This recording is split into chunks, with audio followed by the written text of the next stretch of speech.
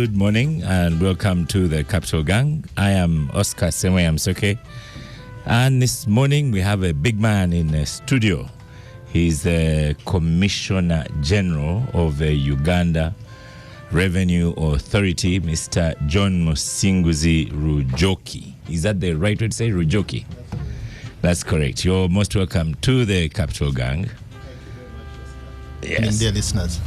Fantastic. I have another guest, interestingly, seated right next to him. He is Dr. Thaddeus. Yes, Tadeo I can manage. Dr.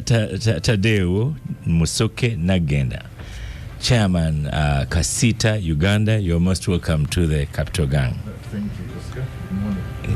Yes, and I have... I know, with PhD. I thought Kasita had only one person. Kasita has many people. I even want to join. I also want to join. Yes. I'm missing out. So Kito. He's the only one you know. He's the only one you know. That's the spokesperson. So we have Fonopondo. You're most welcome to Gang. We've missed you. Thank you. You missed me because when I sensed that John Musinguzi was going to start squeezing business people, I went to TheCapitalGang where his office doesn't reach. Yes. Yeah. Okay. Very wise. I have Honorable Ssemujju. You're most welcome to Capital Gang. Yes, Oscar, thank you. Congratulations on conquering the fast. I hope you have remained a holy person and you will maintain the values that's what it of the should fast. be. That's what it should be. But Okay. human nature is not simple to deal with. Okay. We have a guest, Mr. Benjamin Katana, National Treasurer of NUP. You're most welcome to Gang. Thank you very much, Oscar. Good morning to you and all our listeners. Yes. Last week we had you here as a member of NUP. Today we have you as a substantial someone to discuss financial issues because you're seated right next to the shadow finance minister and then you're the national treasurer. So we hope to have a good discussion. Sure. I'm waiting for Honorable Katuntu and Honorable Wanyoto, who should be in at a given time. So, Mr. Musinguzi, you're in the hot seat. The Kasita people don't like you much. You went and visited them, but still they don't like you. I understand their plight. This morning I had a kind of a discussion with Fonopondo and others. Also, us who are in the business world, we don't like you. Who likes you? If we start there, maybe Fonopondo and Ssemujju are in government. Thank you, Oscar. Dear listeners, good morning to all of you. It's true that taxmen are never liked, and this is not something that has started in Uganda or has started recently. If you read your Bible and maybe other books that relate to that history, even in the days of Jesus Christ, taxmen were not liked. One day the Lord visited a tax collector called Zacchaeus, and he was strongly criticized by the Pharisees why he had visited a sinner. So the love or lack of it for the taxman is not the issue. I think the issue is, as a tax collector, are we being fair? Are we overcharging the citizens, or are we collecting the fair share of tax that we should be collecting? So if they like us if they hate us for not charging them fairly, they will be right. But if they hate us for doing our job and doing it fairly, then the fault is theirs. We leave God to judge who is right and wrong. But I think taxation, as unpopular as it is or as unlikable as it is something that we must do. If we are alive and want development, everyone must pay some think that's tax. Not in dispute. I think the problem begins with Honorable Ssemujju here setting a target that is not achievable. Now, when you have a target that's not achievable, then you come and squeeze us, the taxpayers, unfairly. I'm going to use your own words. So isn't that the problem? Well, that should be the discussion then. The Yeah. discussion should be on tax rates. Are we paying high taxes? Are we paying reasonable taxes? One of the indexes that measure the contribution of tax is what they call the tax burden. The economists know that the factors that are considered to get the effective tax rate of a country. And from my research, what I see from very credible research institutions, the tax burden in Uganda is at 11.8%. How do you compare that with a country like Denmark, which is about 42 or 47%? How do you compare that? Denmark, 46%. How do you compare that with a country like Italy, 42%? How do you compare this with the Netherlands, 49%? In the rank of tax burden, Uganda is number 140, much below even our neighbors in the East African region. I think Kenya is at 17.4, Rwanda is at 17. So Tanzania at 13. yes, Tanzania is in the same range with us. So this is just the tax burden. The other indicator for tax contribution is the tax to GDP. Tax to GDP in Uganda, again, we are below most of the countries around us. We are just approaching 14 now, but for many years we've been between 10 and 12%. Yes, But these Mr. big countries that are developed, they're in above 40%. So But I don't want to be sympathetic with that one, because yes. with your 11%, if you sometime take time and measure the pain they bear, so you exert the pain of 40% on the 11% payers in Uganda. Thank you I very would much. put that to you. Thank you very and much, I don't know Oscar. what Yes. effort you're doing to raise the burden to 20%, so that we the 11% stop suffering from you. Thank you. I can speak about that. Yes. The solution to that pain is widening the tax base, is increasing the number of taxpayers on the register. And one of the fundamental technologies that will help us widen the tax base is the technology called IFRIS, Electronic Fiscal Receipting and Invoicing Solution.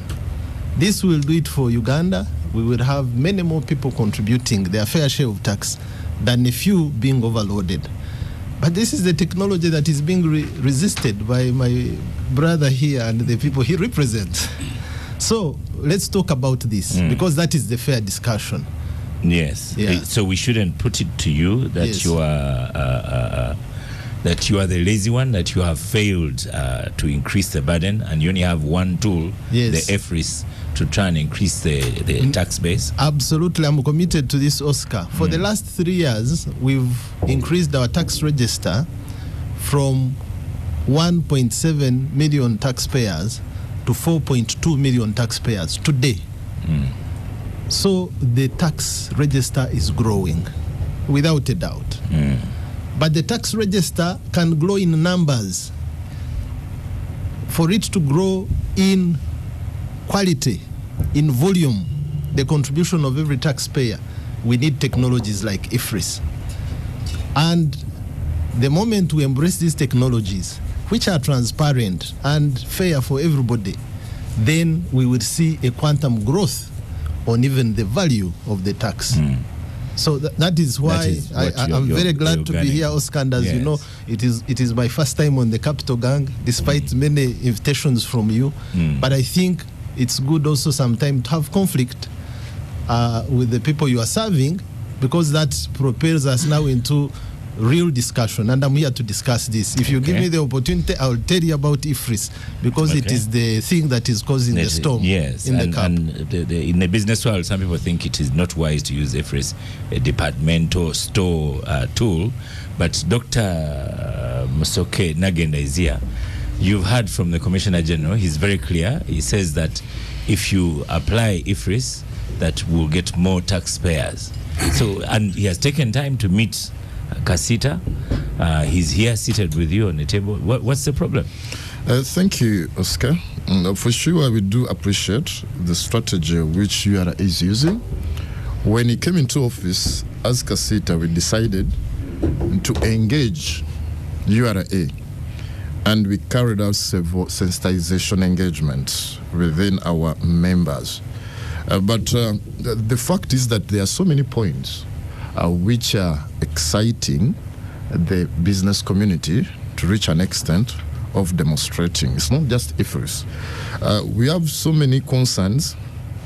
Mainly, I want to start with the VAT. I want to highlight just a simple illustration. Like, just imagine, like, when I purchase a bag of sugar from Kachula at 250,000, already there is VAT. I just had a small profit margin of 2,000. That one, again, when I reach to Chikubo, they want me also to put VAT. So we are perceiving that is double taxation. So it's around, the VAT you are supposed to add on, it's around 45,000. So now the cost of the bag already has been put to 297,000. So what does it imply? That a customer from Mukono to come to buy from Chikubo, he will prefer to buy from Kachila, from the factory directly. And by that, this is what is causing an alarm to our Chikubo traders. Reason, we're having a challenge where investors have turned into hawkers, retailers, distributors. You cannot imagine where a factory even can sell one bag of sugar. So sincerely, they are distorting the whole chain of business. So there is just logically, for us, our members are assuming, because we went and complained to the president about investors distorting the chain of trade. That's our members are telling us that. Can you imagine? How comes that after meeting the president on Monday, enforcement was so terrible? Is it a technique of eliminating us out of business? So that's why we are requesting, I think, Parliament, because you are the people who pass these laws. For sure, this is double taxation. Already I've paid my VAT when I'm buying this bag of sugar. Then again, you are telling me when I had 45, no customer will come and buy from Chikubo. Already the business environment in Chikubo is not favorable like it used to be. Most of our big guys in Chikubo have closed shops to go to farming, to go to other avenues, because when these investors start even competing with the locals, there is no way you can compete with the manufacturer. So that's why people have totally rejected the IFRI. So we are appealing to URA. Can we put a special committee to see that how can we utilize this feedback? Because feedback is so important. And then we can also start that's why we took even petition to Parliament, to make sure that can we have a joint effort to analyze and really understand why are traders rejecting IFRIs. By the time I was approached by URA, personally I was excited about the IFRIs program, because we have to adopt technology. When you adopt technology, it helps you to supervise your business. But with those challenges coming up now, we are a little bit scared. Secondly, the penalties. The penalties with this system, they are totally discouraging our members. I got a scenario whereby one of our members called me. He had an hardware. He decided to adopt the IFRI system.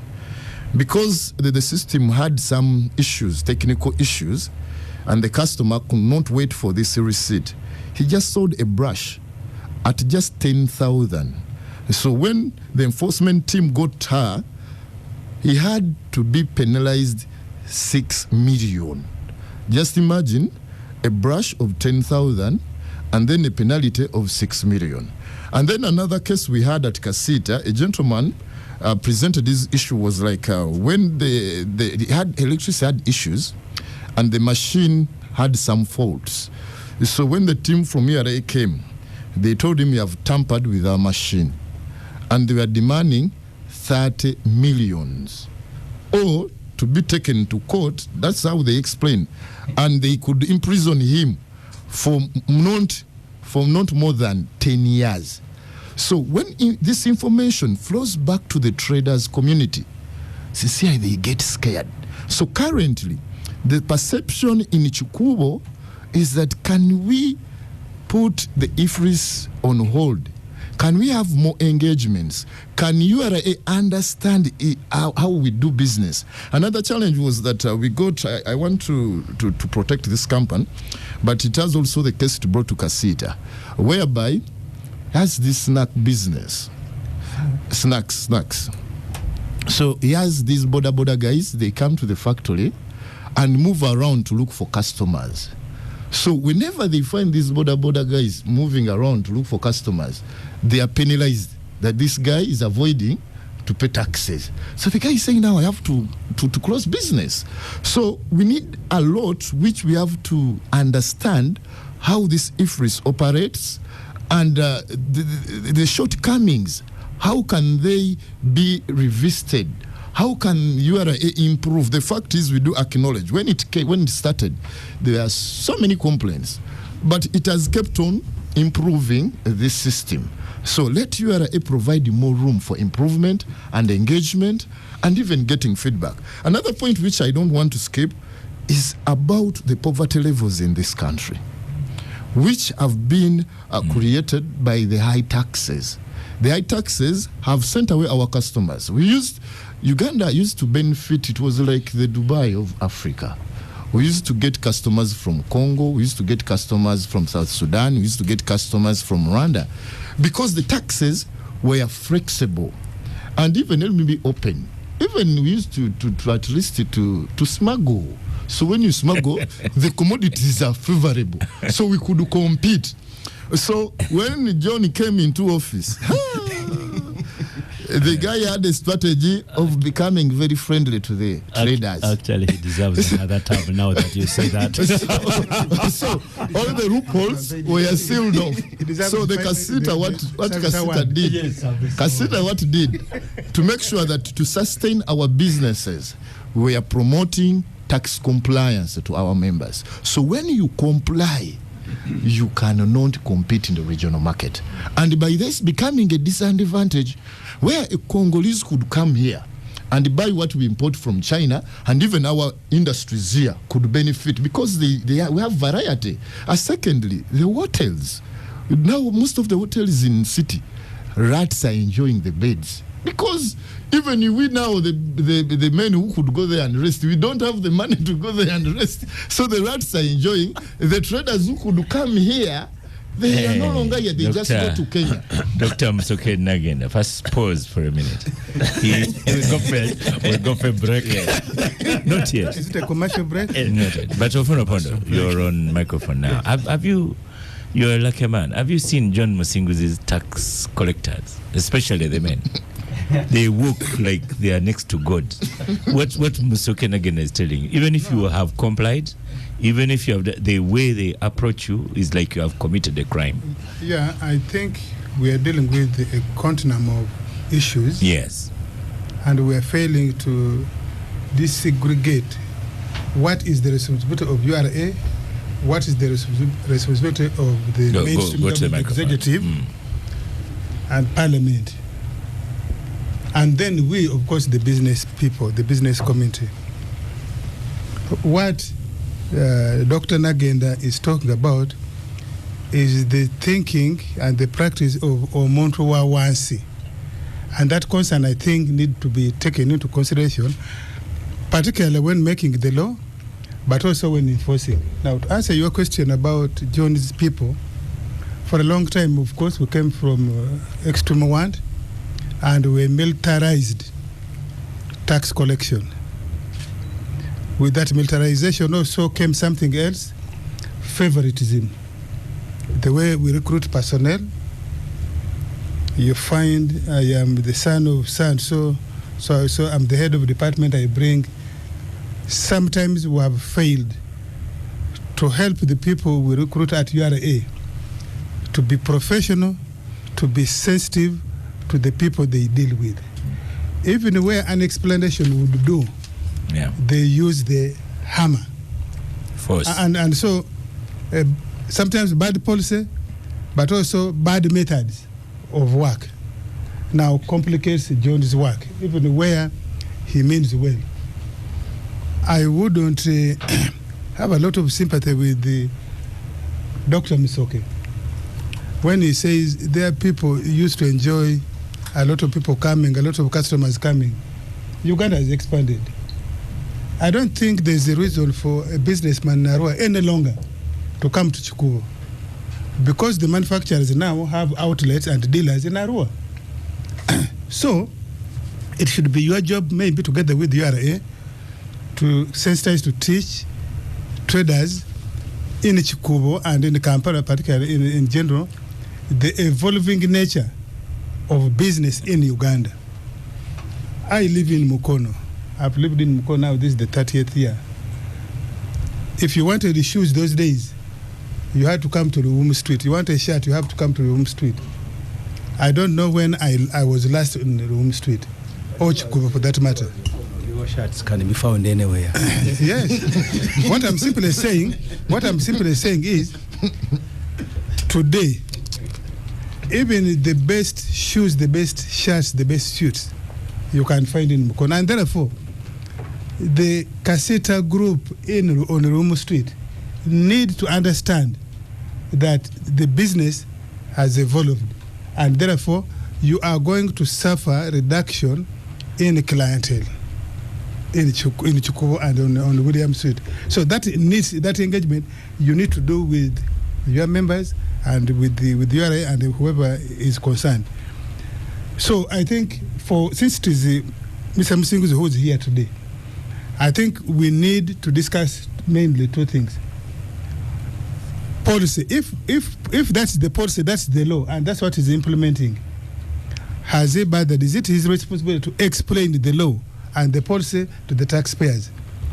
And if it is his responsibility to do so and he has not done so, can he ensure that he does the explanation, the engagement that Dr. Misoke is talking about? Now, if it is about method, then that one is squarely on him. No. If you engaged somebody yesterday and you gave them 1 week to correct, why would your officers come the following morning and simply close? Yeah. And simply close without. Now, the other one is integrated system. This URA person who comes to close my shop because he or she suspects that I have tampered with the machine, what is their competence? Or they are doing it in order to extort from me, because that is also common. You have done the right thing, but because they have judged that you don't understand the system very well, they say you have tampered, and there is no immediate way to appeal, and the fellow threatens you with a padlock and the URA seal. And I think that causes anger among the different stakeholders. So I think for John, he needs to look at the militarization, the impunity, and lack of professionalism in enforcement of the law and enforcement of the procedure. I think if we do that, of course, sometimes we, the politicians, add even another burden to John. They say, but we don't see the benefit of the tax. I think that shouldn't be John's question. Whether John has collected money and the road was made, that should be Ofono's question. That question should be given to Ofono. That question should be given to the Right Honorable Prime Minister. That question should be given to the President of Uganda. You have collected our tax. Why haven't you built the road? Or why have you built a bad road? That should be a question that should go to the executive and Parliament that scrutinizes the policy brought forward by the executive. But the fact that these bad policies can go through cabinet, go through Parliament, and they even enact into law, speaks a lot to the kind of the quality of the discourse that is going on in our decision-making boardrooms. Before you came, Oscar, just this is the last one, I was raising with the Katana here. I said, we are encouraging rural transformation. But as soon as I build a guest house or a commercial building, The next day, as soon as I complete and I get tenants, the next day, URA now uses the water meter, the women meter to track me, and they give me the ability to start immediately paying rent. Register. Now, does this policy... You missed that one, the local council tax. Yes. Does this encourage actually rural transformation? Because it means that people are going to say, if I will not build a guest house in Idudi, I will not build a commercial building in Idudi, because as soon as I build and I put there water, I put there umeme, John is coming for me. I think I think that's now at the level of policy. We need to deal with it. No, we need to deal with the policy. And what option do you have? In my role thinking, for example, I'm saying, can there be, for example, we can gazette rural town councils, for example, or rural town boards, and we say, if somebody has put up a 4 or a 10-bedroom guest house, can you give them tax exemption for 3 years, 5 years?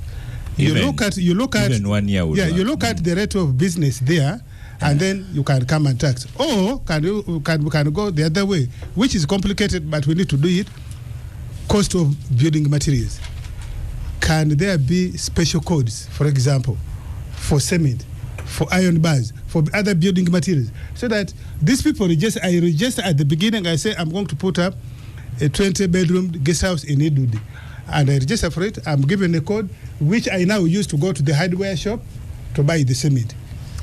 And there is a system for tracking me that when I buy that cement, I actually build that guest house in Idudi or in Muranda. We want to discuss that on another day. Let's go to Treasurer. Most welcome to Honorable Abdul Katuntu, Honorable Lydia Wanyoto, Mr. Benjamin Katana. You've listened to all three. I have put my behind OO. He has spoken for all of us. What do you have to say to responding to Mr. Musinguzi and Dr. Nagenda Musoke? Thank you very much, Oscar. I think the discussion on taxes and collection of taxes, the fairness, the unfairness, is broader than IFRIS. The confrontation that we see today between the city traders and URA is simply a boiling point. That there have been issues to do with taxes and enforcement of taxes, and I think OO has hinted on some of them, that this introduction of IFRIS, with all the good intentions that it has found already a relationship that is problematic. Not because URA should not collect taxes, but because there are a number of issues that should be addressed. And the starting point is that, like the Commissioner General mentioned, taxes are a necessary burden. But the citizens should be able to see the importance and the necessity of the burden that they are bearing. That you are driving on roads that are bare there, and as soon as you park, you receive an email from URA. Before you breathe, you receive a text message from URA. Before you you rest, you receive a call. And so you're asking yourself that because much as there are issues of mandate, like OO alluded to, that URA has a mandate, but URA is part of a bigger government structure. And you cannot discuss it in isolation. That if I'm paying taxes, I should see value for money. But it would appear that in Uganda, much as there are some services being offered, we are largely being pushed to pay a lot of taxes to finance the luxuries of the privileged class. That almost, with the exception of I have not seen him with a motorcade, much as he heads a government agency. When did you last see? That even people that head agencies, small departments, have a motorcade, have a lot of security detail. And you wonder if this is necessary. Benjamin, that's more of a political question. Yes, when I'm you have getting- John Musinguzi here, you want to dwell on because he won't be able to respond to those. Yes. Yeah. And so I mentioned that this is just a boiling point. Well, There have been other discussions previously related to taxes that are introduced, policy shift. For example, there was an argument, and I don't know if it has been settled, between people who import wheat, for example, that there was an introduction of a new position that warehousing for certain commodities was stopped, meaning that you have to pay tax before at the point of entry. If my point of entry is Embakasi or Mombasa, that I have to pay tax at that point, and all the attendant processes notwithstanding, meaning that money that I would be using to bring in more things and doing business is now stuck. I've paid tax, but the processes of bringing the products up to here. So, which brings us to a discussion that when they are introducing these new policy positions and new taxes, do they put into consideration the implications it has on business growth? The other aspect related to VAT and IFRIS, since you want me to restrict the discussion to the specific aspects. Not really. That, for example, I'm if I'm restricting running the discussion capital, to what he can respond if to, I'm running what he can Capital improve. Radio and I issue an invoice for the month of March, that I issued an invoice to say Umeme of 100 million, much as Umeme has not yet paid me, I file returns at the end of the month that I issued this invoice. By 15th, I'm expected to have paid, much as I have not been paid, which means that I'm going to be forced to go and borrow money and pay, and this money will be attracting interest. If I don't pay, URA will also be charging me penalty for not paying by the 15th. The fact that I've not yet received payment, notwithstanding. The other aspect is the high-handedness that has been alluded to. And the business community, many times, the members of the business community are reluctant to complain because they don't want to be in conflict with the people at URA and other government agencies. We have seen in other places, not necessarily in Kampala, where it has even led to fatalities. But here the fatalities may not have been human, but business, and many examples have been given. So I think there is a need for a point of reflection on the part of URA, but also in terms of orientation of the staff, that your priority is to create taxes, but you must create an enabling environment for the businesses from which you are collecting money to be able to grow, so that you are able to collect more money. The Commissioner General has talked about the expansion of the register, but this is largely about acquisition of tin. But many entities and individuals may obtain tin today for one transaction forever. Why? Because businesses are not growing, and part of why they are not growing is that they are being overtaxed. But in addition to these structured taxes that we are talking about, is that in the process people are extorted. When I'm filing returns, and I know you will tell me that we tax profits, but when I'm filing returns, I will not mention that I was extorted 500,000 shillings as a business person, but this is a cost on the business. And so there's a need to do the end-to-end cleaning up of tax administration, but also when they're introducing new taxes, they should bear in mind the implication on the general growth of businesses and the economy, because it's not a matter of setting targets and meeting them. You may meet them today, but what is the implication in the overall growth of the businesses in the country? Okay, Honorable Ssemujju, you're on microphone. Benjamin Katana puts it well. It's not yet 15th of the month. URA sends you an email. It is not yet time for you to file the annual payment. URA. I don't even know how you'll tell them I've not received payment. Oscar, we had a strike at school because our power had been disconnected.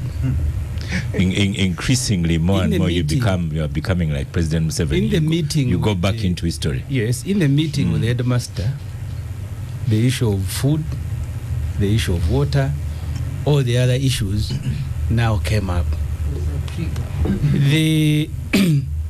The issue with the URA, the strike, is not just on the technology for receipting and invoicing. I have interacted with traders. This is one of the problems. Let me tell you, Oscar, you buy a pair of jeans. In the past, they were charging a percentage. Now, the new arrangement is a kilogram. So a trader told me we now must have weighing scales in our shops. For clothes, for... Really? Yeah. He can respond because they are charging $4 per kilo. And that will come to about 15,000. A jean that in the past was being sold at 25.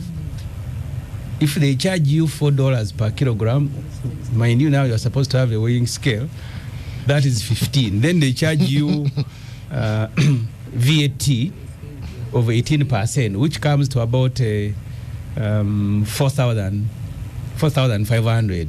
So you add the 15 of the kilogram, the 4,000 of VAT, and then you have withholding tax. They were able, I think, in the past to maneuver. But I think Musinguzi now has deployed like a security. At the entrance of most of the arcades, there are URA people. These days, what has complicated the matter is that when you buy a jean outside either an arcade or outside the weighing scale, no, there is a Musinguzi enforcement officer who now demands an e-receipt. And you are supposed to buy equipment from URA that issue those e-receipts. So you now have a weighing scale, you have a machine from Musinguzi for e-receipt, and every person who leaves the point of sale is being asked, please produce a receipt. And as a result, traders are complaining. Customers already had a problem of borrowing, problem of inflation, problem of what the customers are not as many as they used to be. Now they have gone down significantly, making trade very difficult in Kampala. So that is one point. The second point is that you seem to have a policy that seeks to protect some of the local industries. That's why Chinese don't pay the same tax. Sometimes they are tax exempted, but their items are being sold by the factories themselves. They have opened up outlets in Kampala. And for them, they import what they call raw materials. I have learned that actually it's not raw material. They just bring and join and then go to the market. They are traders. They are not manufacturers. They are actually traders, but they bring in raw materials, just join them wherever with Ambari, and then they are on the market. So they have not only crowded, but they are actually edging out the local traders. And then the third point that I've been told by traders is the behavior that generally everybody has spoken about. So these guys behave like they are doing you a favor to pay tax.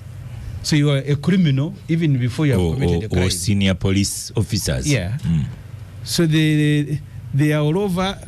I was told that he recruited about either 3,000 or 2,000 soldiers who are now in URA.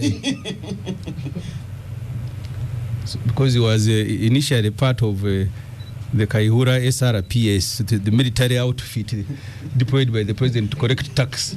So he comes with his knowledge, but also with his military background, having been part of a military outfit. So he brought in about 3,000. I am told, I haven't verified this myself, that he has about 3,000 those mean-looking people whose job is to go and enforce. So having said that, Oscar, if you can allow me, I also sympathize with URA. Why? Government presents a budget every year with sources of funding, and the major one is local revenue. When we started the budget process, actually, URA had said tax collection was going to grow by less than 1%. I think now they are not the ones doing the projection. Projections are being done at finance, because that was their projection. Finance now has revised the projection from 29 trillion to about 31, because they want to accommodate every demand, and they give you a budget that they cannot finance. So he faces too much pressure to correct. That's why they are very aggressive, because he's going to be judged by how much money he has put on table, not how big his register is, not how big is what. If you can't bring money for government to finance the budget, they're going to say you're incompetent as you are. It doesn't matter whether the economy is functioning or not. So in that regard, I sympathize with him and anyone who will be in URA or who has ever been in URA. So there are issues, and that's why I thought, Oscar, that a discussion like this maybe in the future, we need to benefit from the presence of finance itself. They are the original committer of this crime. So him is just the implementer. Because they are the ones who say, we want so much money, you are not performing, this has not been corrected. And as a result, he also reins in hard on traders. The result is the strike that you have downtown.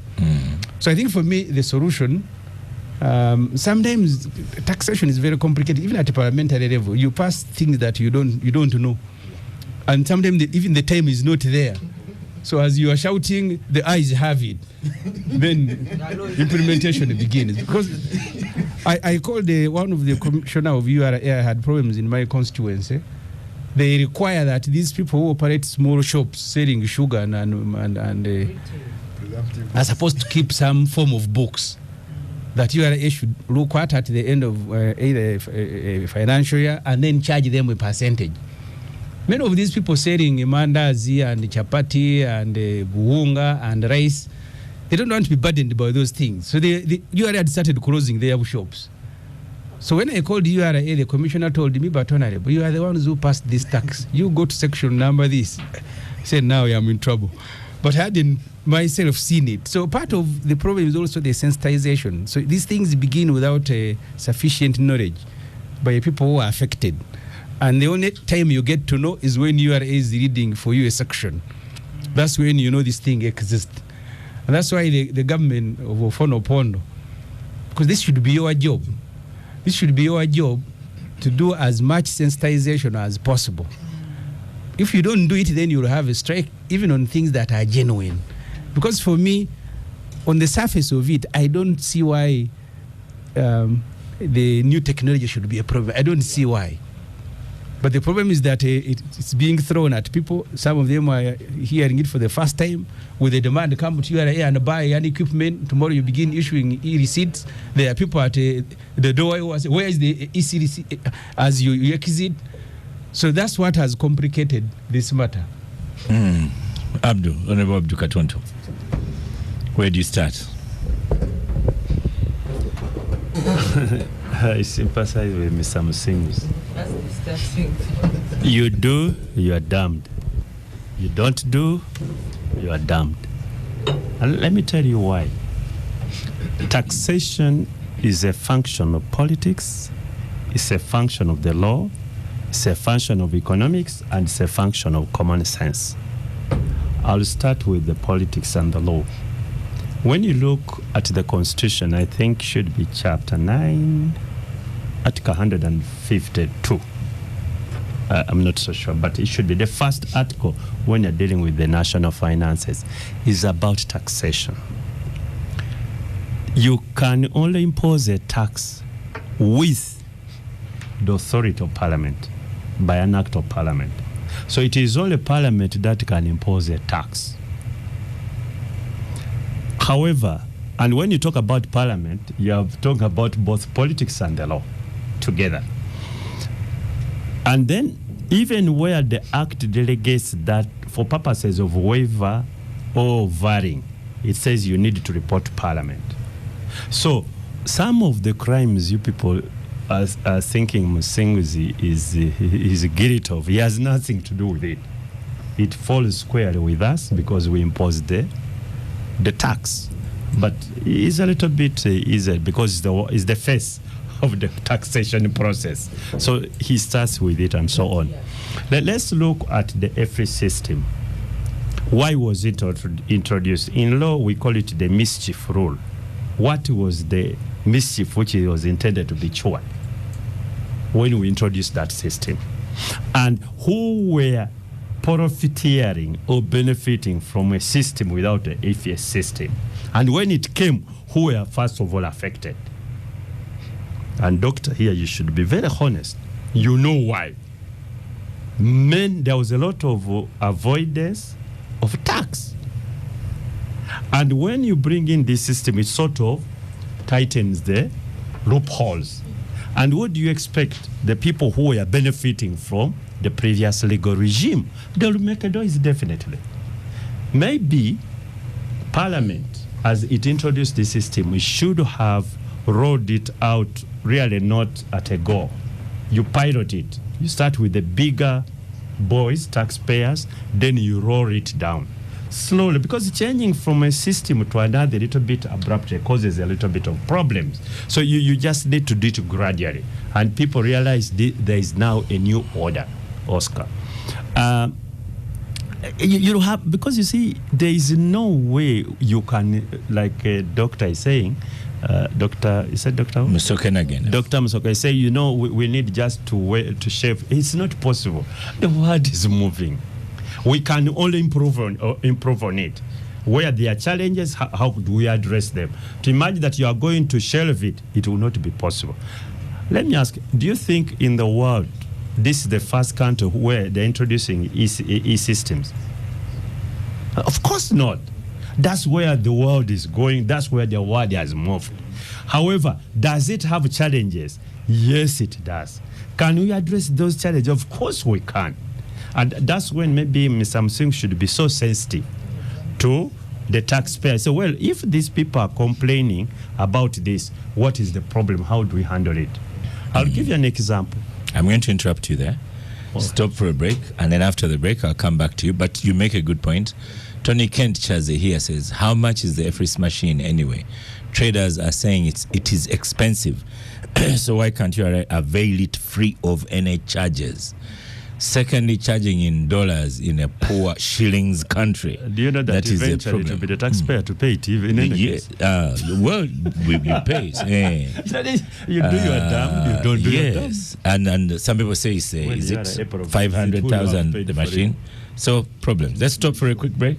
See you after the break. Not my show. The Capital Gang on 91.3 Capital FM. The Capital Gang on 91.3 Capital FM. Welcome back from the break. This is the Capital Gang. Apologies, a bit of a long break. Just shows that a program with URA Commissioner General is well listened to. Abdu, I cut you off midpoint. Yes, I think the system has challenges, but like any other new system coming in place, and that's when Mr. Musinguzi should be able to listen and try to have them addressed. But at the same time, we also don't need to hide our heads in the sun. Do we have issues of integrity, especially with taxpayers? Yes, there's that issue. And we need now talk to Dr. Musoke here, that really you as businessmen, you need to address that particular issue. In your association, say, look here, let us comply, as the law says. However, Oscar, this system needs a little bit of literacy, the new system. Now I'm wondering, go to Chikubo, how many businessmen are literate? They can be able to operate that system? Maybe they are maybe 60%, but 40% are not. So they have those challenges, and that is the tax administration and tax implementation agencies like Mr. Musinguzi should be able to take that into account, how to handle some of those issues. Dr. Musoke, I'm not convinced by this argument that you people, you are calling it a trade order, that the manufacturers should allow as many businessmen to come in, wholesalers and so on, before you reach the ultimate customer or eat of your product, if I may call it so. You see, the more businessmen come in along the chain with their marginal profits, it certainly affects the price of the commodity. I'll give you an example. If I'm Mandela, is it Mzee Mandela? Of Super Flower, Spring. He is in that place where the Naruko Longo Busega, and he has his truck, which takes that product to Arua, to a retailer.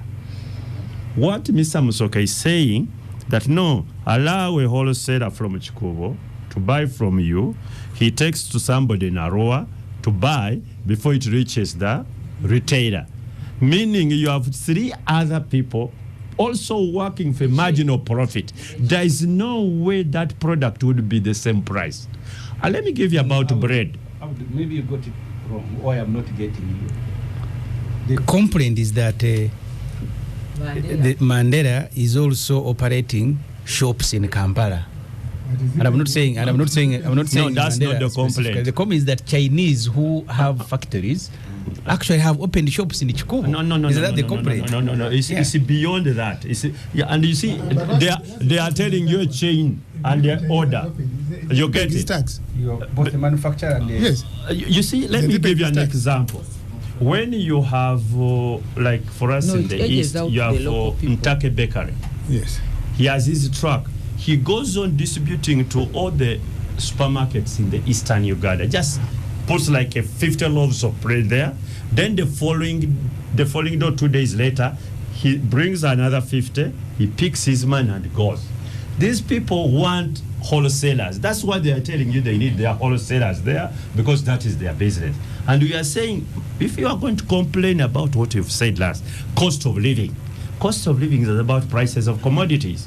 You cannot say we are complaining about high price products, and at the same time you want to create more infrastructures that will have an effect on the ultimate price. So you have to balance both. So yes, Oscar, are they challenges? Yes, I agree. Some are procedural challenges, which I think Mr. Musinguzi should listen to and address. Some are substantive, which now Honorable Ssemujju here should address. If you are talking about high taxes, it has nothing to do with Mr. Musinguzi. It has everything to do with the parliament. It has everything to do with finance. Because even, Oscar, URA does not have its independent targets. It is given by finance. Why? Because they said this is what we need. So we target you to give us this sort of money. Why? Parliament has passed a law, it has increased this particular tax. So, yes, Musinguzi should listen, Parliament should listen, and Mr. Ramadan Gobi should also listen. Lastly, Oscar. Gobi has already said that taxation is going to put us down. These days, Gobi. Did he say that? Yes. So stop taxation? No, not stop taxation. When he was an academic, he said over taxation is going to put us down. Yeah, he's no longer an academic, unfortunately. And those things happened. Because you see, Oscar, when they tell you you're an academic, your argument is academic. Don't imagine it is a compliment. You remember the late Professor Nsibambi? They told him to come and implement the... Lastly, Oscar, and this now comes back to Fonopondo. You see, when people pay their taxes, we have no choice. We must do something so that they don't regret paying those taxes. That's not even about environment. It's how do we use their tax. If you are people like a doctor here, you're in Chikubo every day at 5 and so on. And then as you go to your house in the evening, you're in these potholes, there's no power, you wonder why you really struggle and pay these taxes on.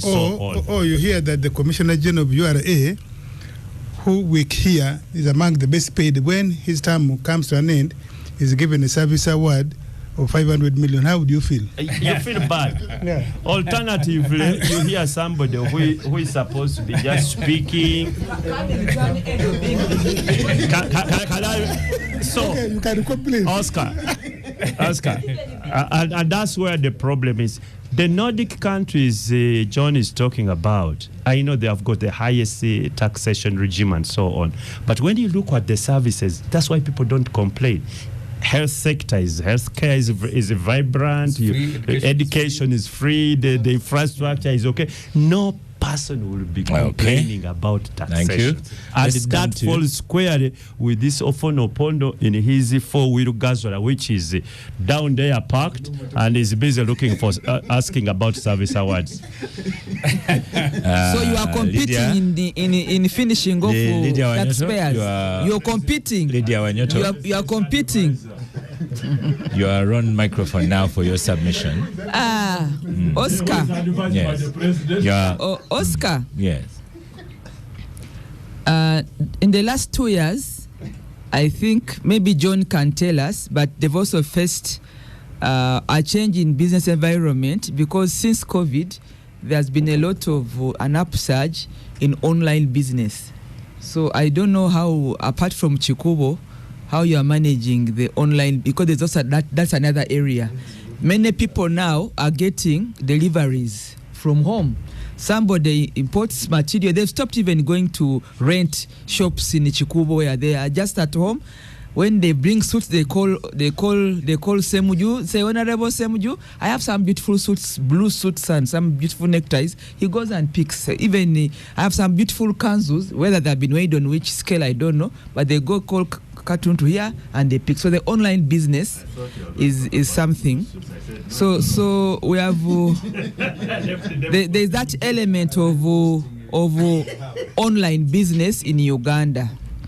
And also I want to agree with colleagues who have said that we have had in the past a very big, actually the biggest percentage, over 70% of Uganda's business community have been informal. They're in the informal sector. They have not been captured on the national grid of the economy. But this also speaks to, I hope that our listeners, Anna Dr. Msoke can listen, is that you can no longer do business as Uganda. We are under the EAC.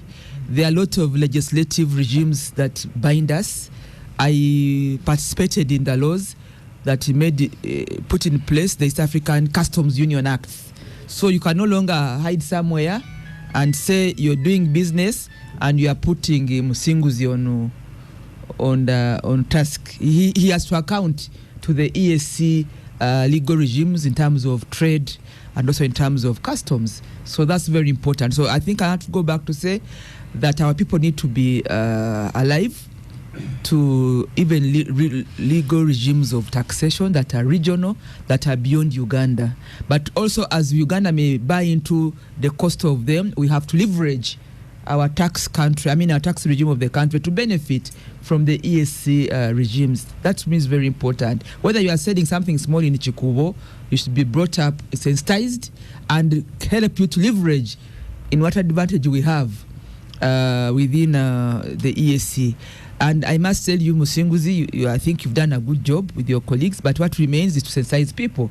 If you go to Rwanda and you go to even Burundi and of course Kenya, all these countries are working very hard to ensure that they leverage their business community, informal or not formal, to lift them up to benefit from the EAC legal regimes on trade and taxation. So we cannot be left behind. That's very, very important. Oscar, just as a rider, when O was talking about guest houses, I know somebody who had built a guest house and said, now I'm going to name my guest house Musinguzi, so that when these guys come, they find the name is John Musinguzi. They may be kind. And I was just saying, maybe even invite John Musinguzi to be the guest of honor at the launch of this guest house. People want to survive, so they must find a clever way to survive. But this is a good feedback for you, John. Hold on, you're not on microphone. Let her finish. Let her finish. You finish, Lydia. I'm talking about a guest house. You finish. So, John, I'm happy that you listened to the invitation to the gang, because this is good feedback. And I'm very sure that there are many people listening out there. We need to lift Uganda's business community to leverage in the advantages of EAC, but also be able to get onto the internet and do online, because they can no longer afford. Remember what happened to us in COVID. So COVID has helped us to go online, so we can't reverse that. But let the cost of internet now go down. That should be the campaign. Reduce the cost of internet. Avail is that in his power? Avail more stable power. If power has gone off, where is the backup? Avail affordable generators or online so that these systems do not go off. Let me tell you as I conclude, internet or this IT revolution is very intimidating even to the literate. Katutu was talking about literacy levels in business, but even the most educated, I mean, I know people are still using Katochi because these smartphones disturb them, even for security. So let's not underestimate the effort and the revolution of IT. It's intimidating even to the most educated, and yet we need it to leverage the campaign and the competition beyond Uganda and beyond big businesses. Thank you. That's my contribution to this. And I'm mindful about women in business, because women have come up to do trading. We have empowered them through money, some small money, even if it is this one of parish model. They're all telling them, pick an enterprise and do business. We need to now go out there and mobilize, train them, and help them to know how to do financial literacy, bookkeeping, but also do business for profit. Some of them are busy doing business, but at a loss. That's very, very important for us. Thank you, Lydia. I'm going to squeeze in Dr. Msokenagenda before Commissioner General responds, because he has taken copious notes. Gava Andron X, formerly Twitter, tongue-in-cheek, says at Ssemujju Msoke at URA CG, interest is not to facilitate trade through favorable tax policies, but rather to keep please his boss. URA staff are not willing to educate the business community about tax, but rather intimidate them and extort money. They will tell you about imports and import duty and so on and so forth. Dr. Msokenagenda, just a one that he can respond to, then he blew a compound response. Thank you, Oscar. I need the attention of Honorable Kantuntu, because he has brought in some allegations. We as Kasita, we have decided to engage our members of parliament on different levels, because we have discovered they are still ignorant about the operations of businesses. By the way, when we visited parliament, our delegation seriously attacked the members of parliament because personally I tried to contest and then I lost. So looking for votes is not so easy. But when they're in parliament, they think they're going to die from parliament, and they don't consider the voters and the business community. So as Kasita, we are going to be this time so determined that even we shall start sponsoring members of parliament so that they can champion the interest. Please don't interfere. I'm still presenting. I only have one microphone on. Yes, I need to train him one thing, that in business there is a raw material supplier to the manufacturer. The manufacturer does the processing, the packaging. Then there is agents. Then the agents, there is wholesalers, then retailers, and then consumer. I pity the area where Mr. Kantutu is representing. Just imagine if all these ones are left out of employment, what will happen? So he thinks, by the way, we thought that even we have tried to fight and approach all offices, but we thought that even some members of parliament are compromised. How can you tell me that you want a Chinese to do the distribution, to do the wholesaling, the retailers? Just imagine now when you go to Nabugabo, the manufacturer of jeans has hired hawkers on the street to start to call customers. So you mean our members should close shops because of an investor? No, that is totally unacceptable. So as we Kasita, we will not accept that.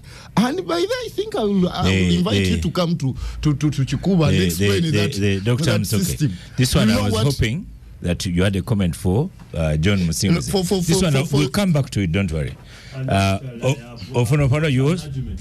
Yes. We'll come back to it. Ofonopono, did you have one for John Musinguzi? I want to give him a chunk of time. I do have for John. Yes. In relation to Dr. Msoke saying, let us hold. I think, you have to be great. I think we have said previously with other issues by the president, Ugandans generally don't like formalization. Remember, the registration for national ID, the registration for SIM cards. Which one are you talking about? Registration 1, 2, or 3? All of them. We resisted. We said we don't want registration of SIM cards. Now I think with hindsight, we are beginning to see the benefit of that registration. I just hope, Dr. Mr. Musinguzi, that of course we all answer to the president, and I think this is where he's citing that they met the president. I suspect that they had hoped he would halt, like has halted the registration of border of taxis. I hope the president does not intervene in this technical dispute of taxation to say, now Musinguzi, stop. Leave my people. I hope he does it. Back to you, Mr. John Musinguzi. Let me put two microphones on you. I'll put 2 microphones on you and give you plenty of time for response. Thank you. Get it recorded as well. Right. Thank you. Thank you very much. You don't need a question from me.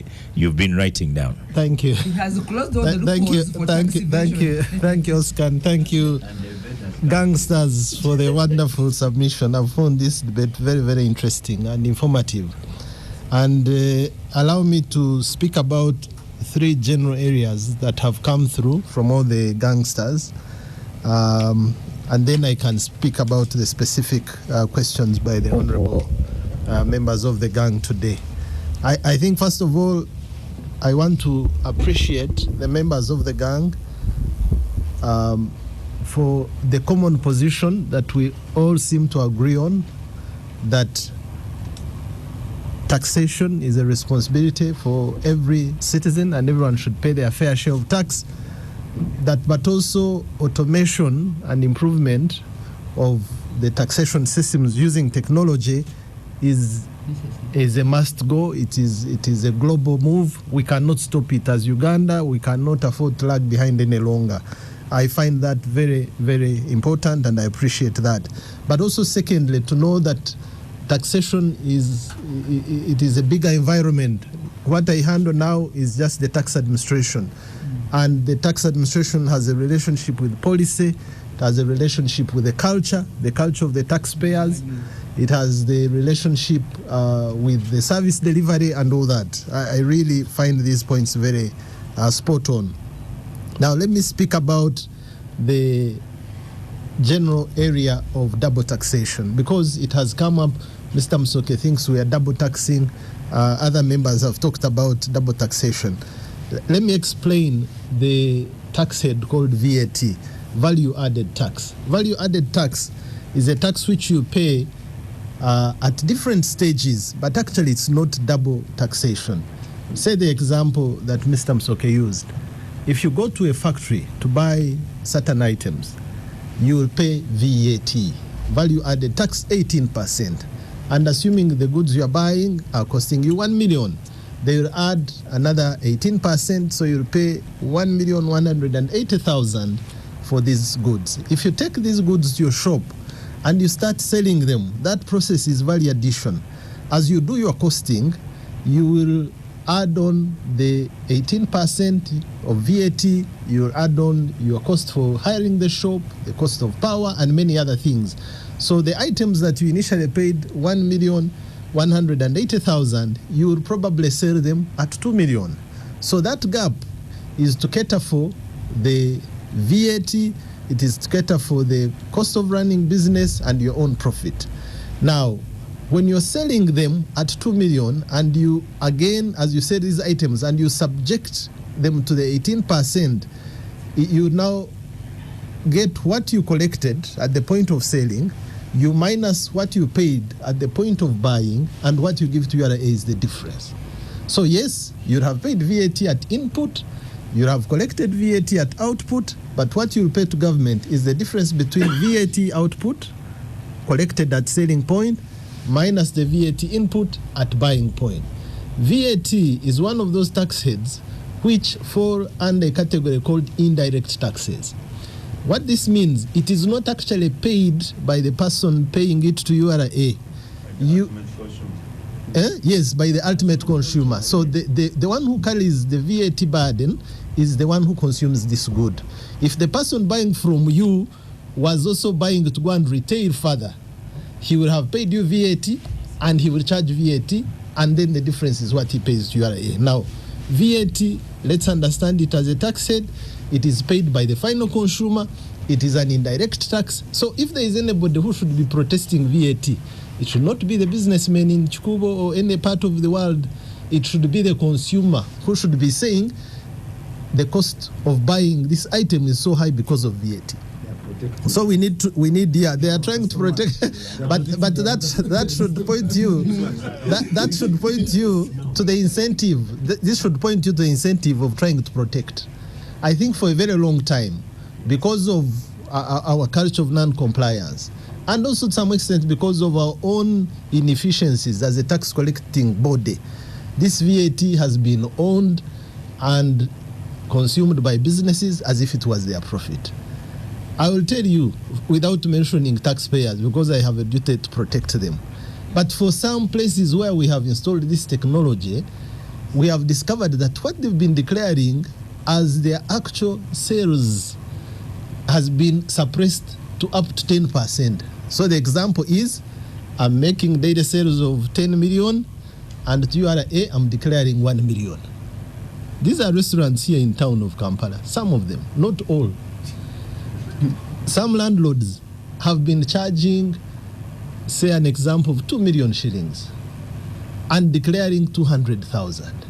So with that level of suppression of sales and income, how can we ever collect enough taxes to develop Uganda? Because any country to develop in this world, at least you need to collect 20% and more of your GDP. Uganda, we are just stepping into 14%. How can we develop? We will develop based on loans, but we must service them. That's why Honorable was talking about servicing loans. It takes up all that we collect. So I think it is time for us to know that if we are going to talk about sustainable development for our country, we must improve our tax contribution. And all tax heads like VAT requires from the businesses is to cooperate in collecting this tax and declaring it as you collect it. That is one. Number two, on the side of IFRIS. IFRIS is just a technology now that monitors this tax head. And of course, ultimately, it monitors the income tax, because income tax and VAT will have a relationship at the end of the period. So we did not start IFRIS last month with the business. This technology was acquired by URA before I joined. I think it was acquired in 2019. That's when the contract was signed. When I came on board in 2020, it was at the beginning of COVID lockdown. There was no way you could roll out IFRIS because you needed to integrate with the taxpayer system, you needed to sensitize, so we put it on hold. Now, 2021, when the lockdown started easing, we started with the big taxpayers.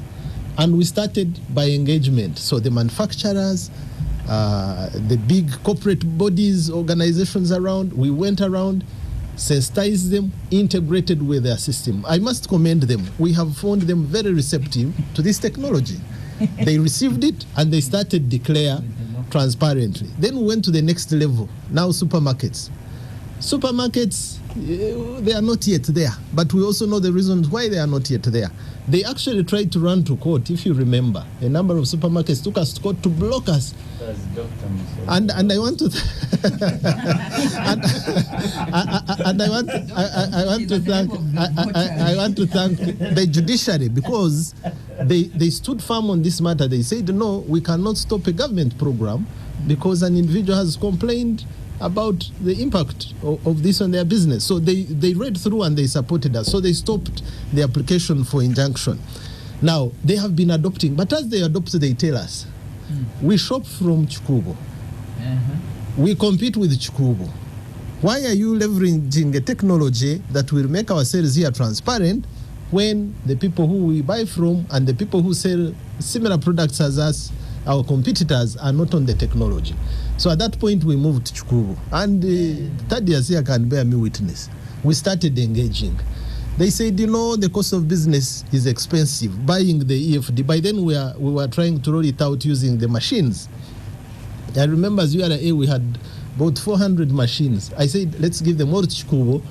so that at least we can have a few cases on which to benchmark and pilot, and people get to know this technology. We gave them out. I want to mention that the usage of those devices has been less than 10%. People found one reason or the other why they will not work. Now, then we said, okay, can we simplify this technology so that it does not have to depend on a device? So we went and developed a mobile app. A mobile app is installed here on your smartphone. So you go to either Google Store or wherever, you download, or Apple Store, you download this app and you put it. The moment you have this on your mobile phone, the next device you need is a thermal printer, the small printers for printing small receipts. That printer costs about 150,000 at most, Uganda shillings. So that is the cost. And remember, we are not saying everybody must be on IFRIS. The gazetted category as an approach of rolling out systematically is VAT registered taxpayers. Who qualifies for VAT registration? Your threshold turnover should at least be 150 million a whole year. So really, affordability cannot be the issue. The real issue is mindset. The real issue is what this technology will expose. The other issue is maybe the procedure, and we're willing to listen. The procedure, the impact, because one of the issues that were raised was on things like penalty. When we find you not using IFRIS, when you have been gazetted, you have been enrolled, you are informed on what to do, and you still continue to issue receipts that are not of IFRIS. The law is very specific. It says you must pay a fine of 6 million Uganda shillings. It doesn't matter the value of the item, so it could be 10,000 item, but if you have broken the law, the penalty is 6 million. Now, this is where we need to engage, because if you're saying, I have issued a non-fiscalized receipt for one reason or the other, maybe I had no power, then we can listen. We don't have to penalize you like that. But also, because we have been improving this technology, we have now an offline mode. It can allow you to fiscalize even when there is no internet at that one point. So that offline mode should be your evidence to show that, yes, I issued this, but it's because I had no internet, and therefore I don't have to be penalized. So in other words, on the side of the technology, it has so many benefits. Anybody rejecting it should give reason. I can mention a few. One of the obvious benefit for the country is that we will collect more revenue. What we are collecting today from that tax head called VAT is about 3.5 trillion. Last year, that's what we collected. Our target this year is slightly higher. Maybe we may increase it to about 4 trillion. But VAT as a contribution to the total collection of the country is at 15%. In other words, for all the taxes we collect, the main contributor is the personal income tax payee. The next one is VAT, and then others follow, local excise and others. Now, for other countries, especially around us here in the region, VAT is the main tax contributor. It contributes about 30% of the taxes they collect. Now, going by our figure of about 3 trillion, 3.5 trillion, if we improve the efficiency of VAT collection, we can easily increase our collection by another 3.5 so that it contributes 30%. That is tax that is substantial to move the country forward, but at the same time, because it is distributed to all the consumers in the country, not just those on our tax register, it will be nominal for the taxpayer who pays it. But this middleman who collects it, if he becomes an obstacle, we will never reach the actual person who collects this, and that becomes the challenge. So, but the other important thing is that IFRIS will level the playing field. So imagine the complaint of supermarkets. You have put on us IFRIS, it is declaring 100% transparency. You have not put it on another sect of the business community. Business chain. Then the business shifts now to the non-compliance. I actually had one of the traders organization, I think it was FUTA, one of its members, he was blaming the collapse of Uchumi, Taskis, Game, all these big supermarkets that closed. on taxation. And really, the way he was presenting it was wrong. But I think he had the point. Only that the point was pointing to him more than it's pointing to URA. He was saying these supermarkets were overtaxed, that's why they closed. I'm not sure about that, but I think the obvious reason why they could have closed, they were outcompeted by non-compliance. Because the moment you declare fully and your neighbor does not, then this one who is not declaring, who can afford to undersell you, will take all your businesses. And that is why IFRIS is important. We level the playing field. Everybody pays their fair share, and then the non-compliant are protected from the consequences of non-compliance by the majority. This is the other benefit. Now I'm coming to that. That is also not true, but let me come to it a little later. Now, the other benefit of IFRIS is, of course, that it will stamp out the smuggling bit. As my brother mentioned, here there has been a bit of smuggling, but we are tightening on that. Now with IFRIS, you must stock in. So we must know, have your products come from abroad, you imported them from Kenya, at the customs entry point we must know. Have they come from manufacturer X? Then we will know. So now this one will protect both the business environment from the effects of smuggling, but it will also protect our manufacturers, because now the falsification of goods, people have been manufacturing mineral water in their houses and branding them the brands of those that manufacture. So you must have a source of the stock you're putting in IFRIS, and that is a big benefit. And then, of course, it will improve record keeping. This is for everybody.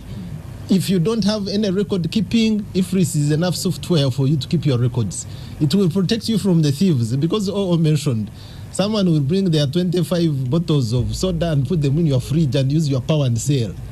But now with IFRIS, that stock must be accounted for.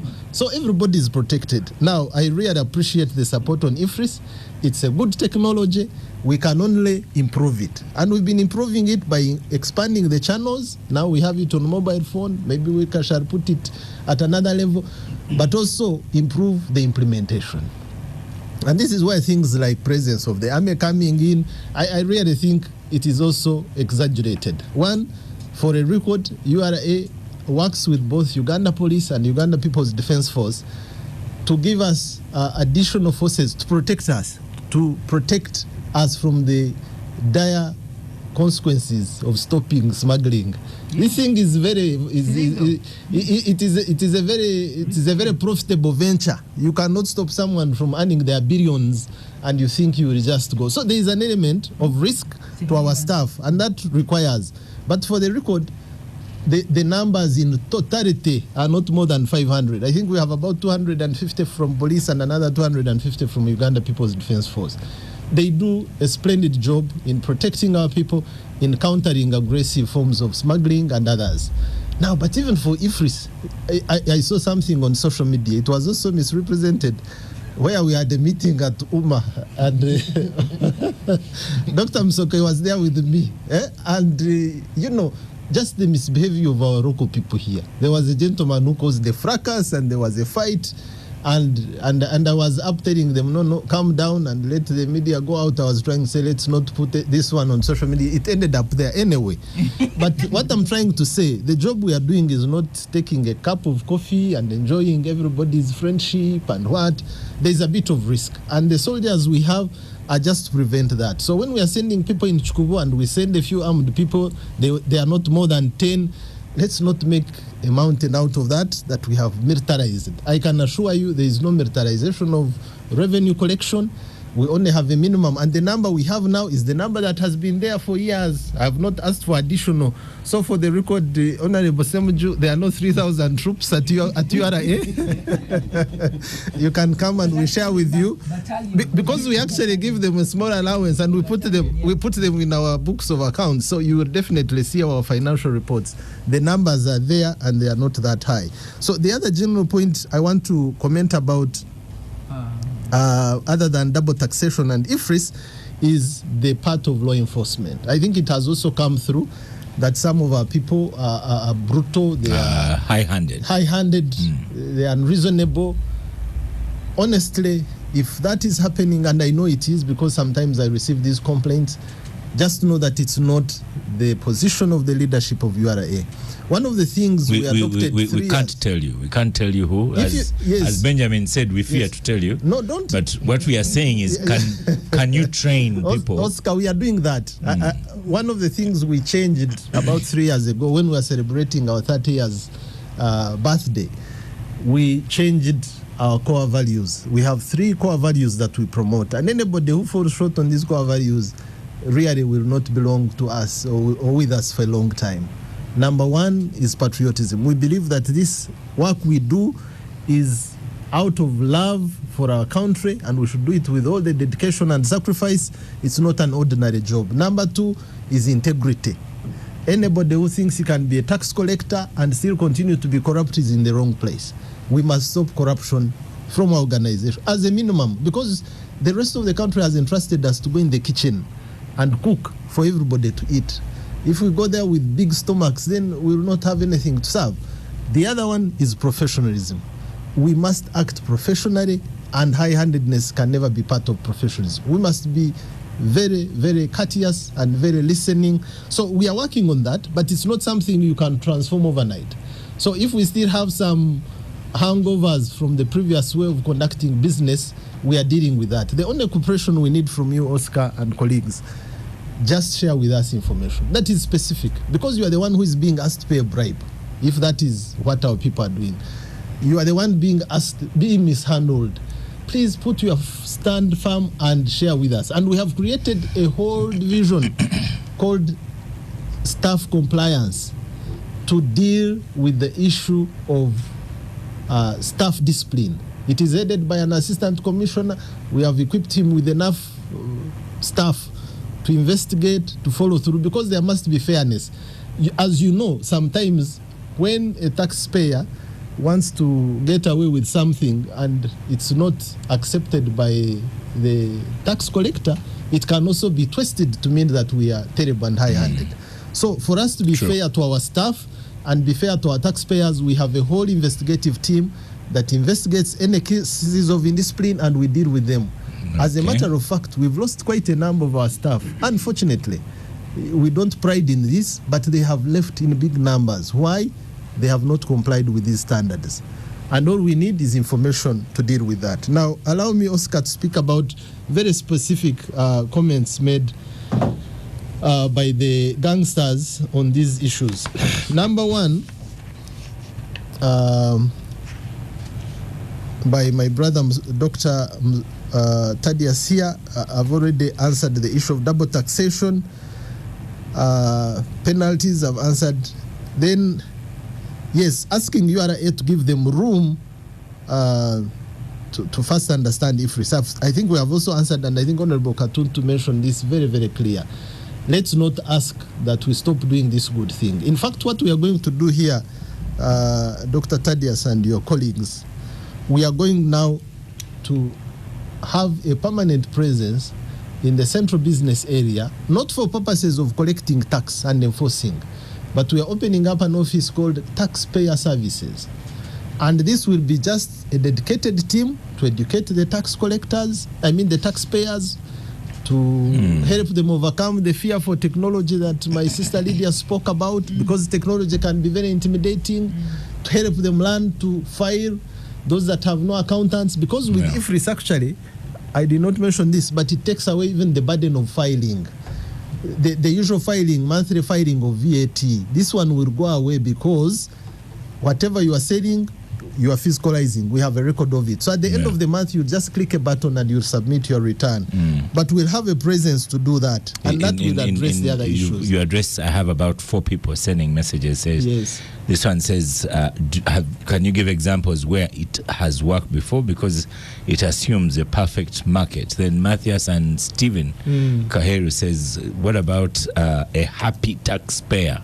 Are you contributing towards that? Yes. For example, when Parliament assented to a TV tax, and then people seemed so unhappy about it, it was brought down.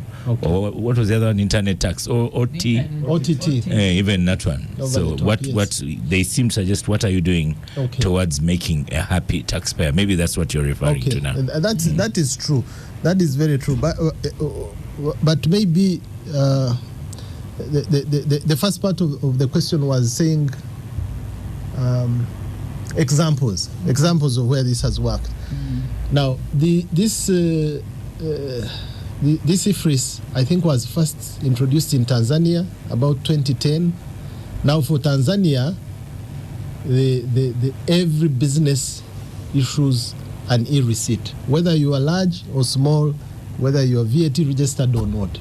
Anybody who has visited Dar es Salaam or Arusha recently will testify. It is a standard. Rwanda adopted it, I think, slightly after Tanzania from about 2013. They've also been at it for about 10 years.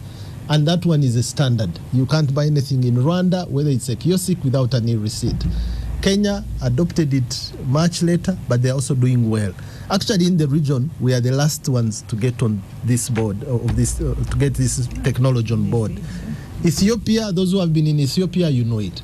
And then, of course, you don't have to mention Europe. Europe, they have used it for such a long time that today, if you go there shopping, on your way out of the airport, you get your tax refund. So that is an instant benefit for travelers. Whatever you buy that has tax, you get your refund at the airport. How do they know? IFRIS. As you are buying, your purchases were being physicalized, and at the exit point, they know how much you have paid, but as a departing visitor, you should be refunded. Sure. So that is where we're going. And now that is the benefit that IFRIS will bring, because the complaint with us has been, URA does not refund us. How do we refund you? We are dealing with invoice trading. The example you brought earlier, fake invoices. We must first verify before we refund. So IFRIS will wipe out that. So the benefits are many. Refund is one of those that I should have mentioned. Now, the other part, how do you ensure a happy taxpayer? This IFRIS in itself should make our taxpayers happy. Why? If you've been a tenant paying 2 million for your rent, and your landlord has been declaring 200,000, and that's the smallest city gives you. If we now ensure that what you pay is what is captured, it constitutes part of your VAT input. Remember the concept I explained earlier. You will get what you have incurred in the running of your business, minus it from what you have collected at the point of sale. So, in a way, IFRIS should make the taxpayers happy. What I think we need to deal with, and I really appreciate Capital Gang for giving me this opportunity, is to intensify the benefits and education. Because the other people who are opposed to it, and for obvious reasons, have been sponsoring wrong messages. I have seen some people who are even below the VAT threshold saying, really, your turnover is below even 50 million. You are not even on the presumptive tax register, but you are saying Batumazewo. So I think let's stop misinforming the public to increase the animosity against this URA. We already bad enough by the role of collecting tax from people, and people naturally do not want to pay tax. But then if we add on the other blames we are being unreasonable and all that, it will increase the hostility. But thanks to forums like this, let's explain ourselves. I think the taxpayers will eventually appreciate. Because the technology that makes your responsibility of returning to URA monthly being very smooth and enjoyable, you click a button, you don't have to upload, hire an accountant. Why would you not embrace such and it's not increasing what you've been paying. What you've been paying, you'll continue to pay. We are just unblocking the agents in between who have been retaining that money and not allowing us to go up to the end of the value chain, which is much larger and much better. So let me proceed with the specific answers. My brother OO spoke about business shifting from Chikubo to other parts of town. This is true. Business has shifted. There are many Vikubos now in all the major towns. There are many Vikubos in all the suburbs. But this technology again will apply to all. So we are rolling out in a phased way, but there is nowhere. So brother hiding in that part of the world where you think will not find you. We are coming. Now we are coming slowly, gradually. Yes, and it's our responsibility to explain this. So where we have not done well, we promise to improve, but we are committed to this. Now, value for money, that's a question that he's answering very well with my members of parliament. But again, to mention that what we are collecting is too little for our country to develop. We must collect a little more, and that is where we are focusing. Now, Benjamin spoke about constant reminders from URA after bad road experience. By the way, let me mention to you, Benjamin, that even as tax collectors, we are taxpayers. And our tax contribution is significant. Payee contributes the highest. I fall in that category of civil servants who pay the highest band, 40%. By the time you go home, you have really paid some good amount of tax. So we would all be motivated from a good environment to feel encouraged. And I think a lot of good work has happened in the rest of the country. I travel a lot to check on the teams across the borders. I really appreciate the value for money when it comes to infrastructure investment, especially up country. Kampala challenges, I think they're also temporal, but let the members of parliament speak about that. I think the potholes have really concentrated in the city here, and maybe something is being done to I see a lot of works now going on. Hopefully we'll have more enjoyable rides. But 60% of the money. Yes, where I pick 60%. Okay, now Benjamin also spoke about stopping warehousing of some items like wheat. Yeah, this is true. We have been listing every year. We come up with a number of items which we must stop warehousing. Now, first of all, for all the countries around us, we are one of the countries that collect the least of the international trade taxes up front. For Kenya and Tanzania, probably because of the benefit of being at the ocean, they collect at least 80% of their taxes at Mombasa. Anyway, housing takes only about 20%. For Uganda, the ratios are inverted. We collect about 20%. At Mombasa, 80% is warehoused. Now, the challenges of warehousing are many, including the risk of loss of that revenue. While we are holding it there for the 6 months allowed by law, some items are disappearing. So we are working on technology to help improve the supervision. But again, at the same time, we must also work towards an efficient way of collecting. I want to give you 3 minutes to close out. Okay, very quickly, Oscar, let me now move. Now, for VAT, when is VAT payable? In the law, VAT is payable upon invoicing or upon receiving of payment, whichever comes earlier. Now, but even in the law, there's an exception for people with a small turnover, like 500 million turnover and below. You can apply to pay strictly upon receiving of payment. We agree that it ties up the cash flow, but at the same time, this is what the law says. You can pay upon being invoiced, and that is what it is until we change it. It was changed for government suppliers recently. Now government suppliers pay upon being paid. However, after giving this relaxation to the government suppliers, some of them now get paid and they don't pay us. So we are fighting to get integration on IFMIS so that we know when they are paid. In the interest of time, let me move to others. Yes. Honorable Ssemujju spoke about charge of $4 per kilogram on jeans. First of all, the exact rate, Honorable, is $3.5 per kg. But again, you don't need a weighing scale or an EFD in your shop.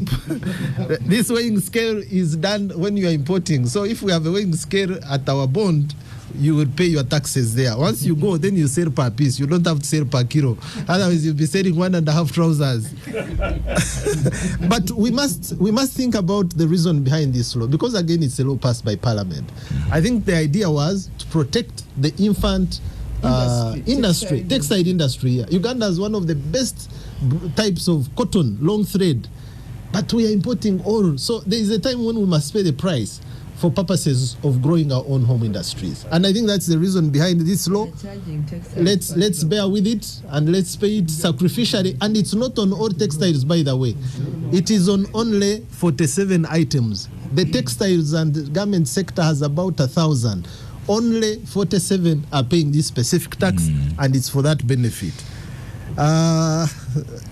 Pressure, okay.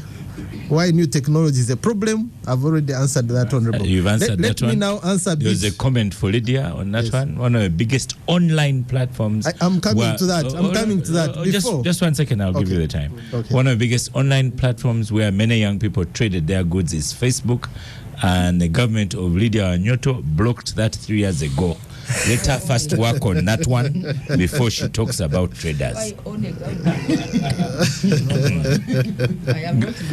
Go on, John. Yes.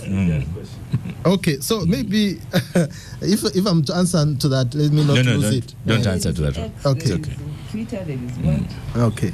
So I really want to thank Honorable Katutu, because he has basically went through.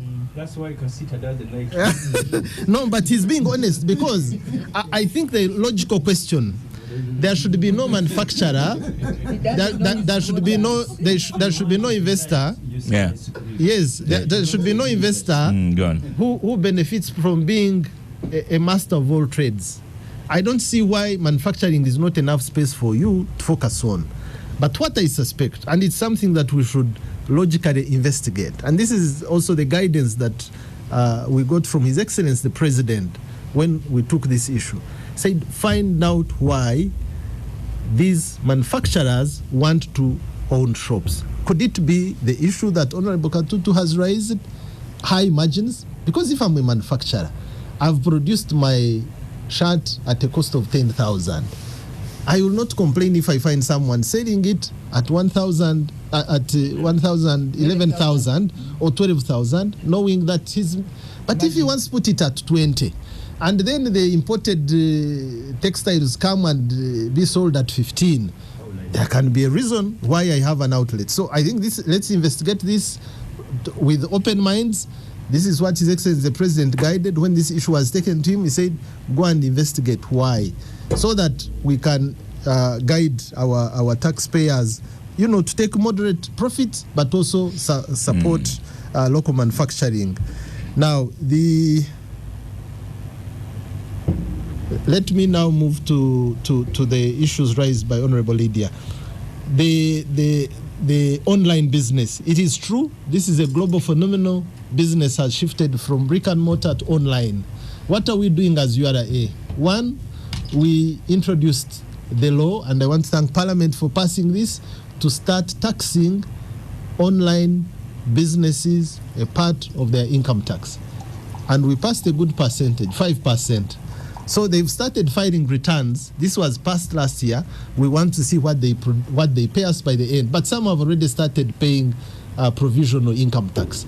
I will come with the figures next time on how much we have collected. But also we provided a way to pay VAT online.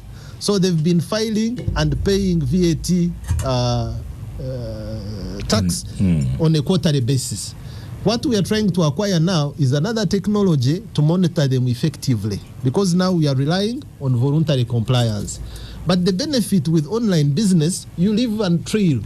So it is in their interest now to be declaring the truth, because if they don't, and then we have a technology that can find out how much they took from our Ugandan jurisdiction, then we must make them pay backwards. So I want to support, I want to appreciate that comment. We are adopting it. Final word from you. Final word, Comrade Oscar. First of all is to thank you as a host for giving us this platform. Number two is to appreciate all those taxpayers who have been faithfully paying their fair share of tax, carrying the heavy load on behalf of others. The country will need to know when this strike is ending. But I'm not the one sponsoring the strike. let Dr. Msoke answer that. The issues are against you. Okay, now let me continue with my appreciation. I want to thank all those businesses, taxpayers, who have continued to open their shops, even despite the calls from some quarters to strike. I saw this on Monday when the group of Futa was saying we must strike. A number of businesses downtown opened. A number of them closed on the first day, probably for fear of being attacked. Because I was told there were also threats. If you open, we shall crush you. And I want to thank the law enforcement organs for being present and assuring the people that no one will crush you. If you want to open, open. and I saw the next day there was full opening across town. I want really to appeal to all taxpayers. Closing, demonstrating is not a solution to this challenge we have today.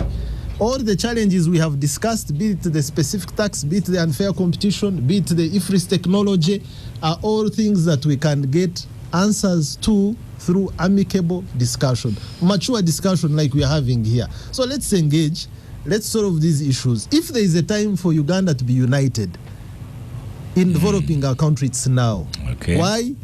All the support we've been relying on, you had. The budget is 58 trillion. The domestic taxes we are trying to collect will be 31 trillion. Who will fund the gap? Loans. Those loans are dwindling. Those which are there, we shall pay very high interest. The grants are no more. So my final appeal to the people of Uganda and all those doing business in this country, let us join hands to collect enough revenue to develop our country. 14% will not help us develop. We need to get 20 and above. Thank you very much for this opportunity. You could also add in how you are very thankful for people who pay big taxes. I'm very, and very I will thankful. smile here and then say, we'll even send you certificates. I will send instead you of harassment. We shall do that, Oscar. Thank you. Instead of harassment. Oscar, yes. Do you pay big tax or you collect big tax? Pay. I think to collect. So the radio station has allowed me another 10 minutes. Oh, very and having invited Mr. Katana here, let me use the 10 minutes added to my time, to our time here, looking at the alternative budget.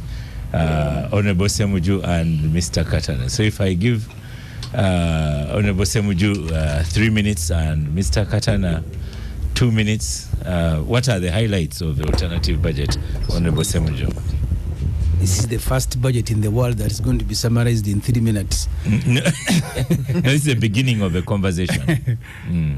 The major what inspired you to have an alternative budget? By our rules, we make proposals as the opposition. The first major issue in our budget is debt servicing. As he said, 34% of our budget now, the 58 or 60 or 52, is going to be money for servicing the debt. In fact, the figure is 20 trillion. And if you read reports of the Auditor General, I think about 35% of revenue collected by Musinguzi goes towards interest payment and paying of the principal. So our proposal is that we need to reduce on borrowing, partly because even the money that we borrow, we don't use all of it. Oscar, you need to know that our debt, the total now is at 97 trillion, but we have 18 trillion that we have borrowed that we are not using. And we are paying commitment fees on the money that we are not using, 434 billion every year.